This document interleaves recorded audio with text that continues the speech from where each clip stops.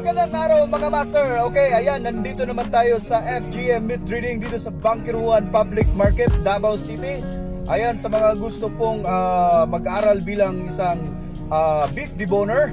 Ayan po, marami pa tayong open slots ngayon. So ngayon po ay papakita namin ni Master Arnie kung paano po mag-debone ng hind quarter. Ayan, so ganito po ang ginagawa ni Master Arnie. Papakita natin sa inyo. Ayan, sa mga kapwa natin mga aspirant butcher dyan na naghahanap po talaga ng magandang opportunity abroad. Ayan po, okay? So mas mabilis po yung hiring ngayon sa pagiging butcher, okay? Lalo na po sa mga deboner. So ang importante lang po, dapat nyo matutunan talaga ang beef. Ang problema lang ngayon dito sa Pilipinas, pahirapan po sila kung paano sila matuto po maging beef deboner kasi bihira lang po meron pong beef. Kadalasan dito sa atin sa Pilipinas is mga pork lang po. Ayan, mga master, nakikita nyo po kung paano tinatanggal yung eye round. Okay? So, ganyan lang po mga master. So, kung gusto talaga nyo po mag-aral bilang isang deboner, so, bakante po tayo ngayon. Okay? Marami pa tayong slots para sa next month nating training. Okay? So marami po kaming mga kasama dito na mga baguhan. So actually pinapakita lang namin sa inyo kasi lahat po ng mga expert deboner nag-uumpisa po dito. Marami pa tayong mga kaibigan dito sa Kuya Rolex page na hindi naman siguro negative pero totoong marami sila nakikitang hindi pa masyadong magaling yung mga deboner natin. Of course, nag-uumpisa pa lang sila, nag-aaral pa sila. Shoutout pala natin si Sir Finaxina. Okay, sabi niya, I like what you do, boss. You share vital info about deboning to our fellow butchers. God bless you po. Okay, salamat po sa inyo, sir. Okay, sana ganyan po lahat ang mga comment natin. Maganda po ang result. Shoutout din natin si Sir Jack Diagro. Okay, yay, pa-shoutout boss Rolex. Hey. Salamat po Master Jack. Okay, sana mabuhay po kayo. Ayan po mga master, maraming salamat din sa inyo. So tuloy-tuloy lang po tayo mga master. Sana po marami pa tayong matutulungan dito sa Kuya Rolex page. Shoutout to Ma'am Noymilin Sibial. Okay, from Iligan City. Hi ma'am, kumusta po kayo dyan sa Iligan City?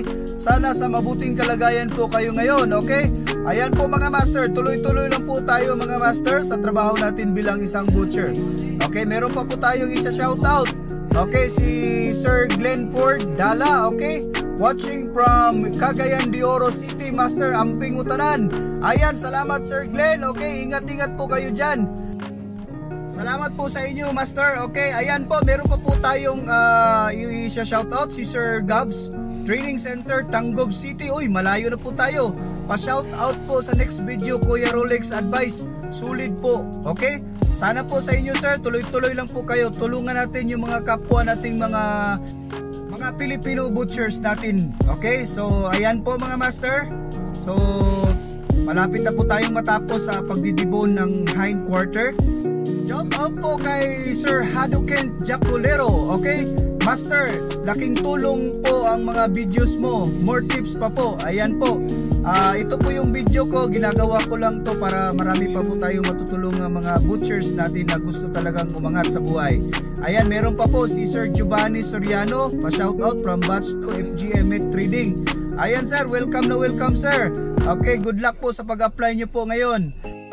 Shoutout ko rin yung tropa natin sa Edmeat Shop, yung senior butcher namin, si Sir Jerome Honsay. Salamat po sir sa tulong nyo po.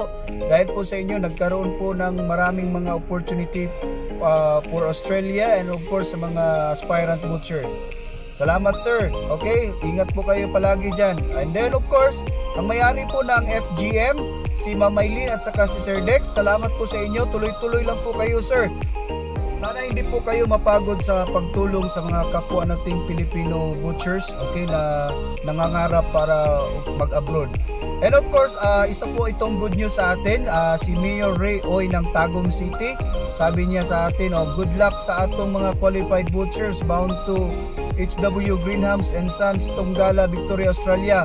Okay, kasama ko po ito ngayon papuntang Australia. Okay, so guys, okay, ingat-ingat po kayo sa mga gusto po mag-aral ng beef deboning. at saka pork deboning. So welcome po kayo dito sa aking vlog, Kuya Rolex page. And of course, hindi po ako mapapagod po sa pagtulong po sa inyo dahil ganun po din ako, tinutulungan din ako sa nung time na nag-umpisa po ako. So salamat po sa inyo. God bless you all mga master.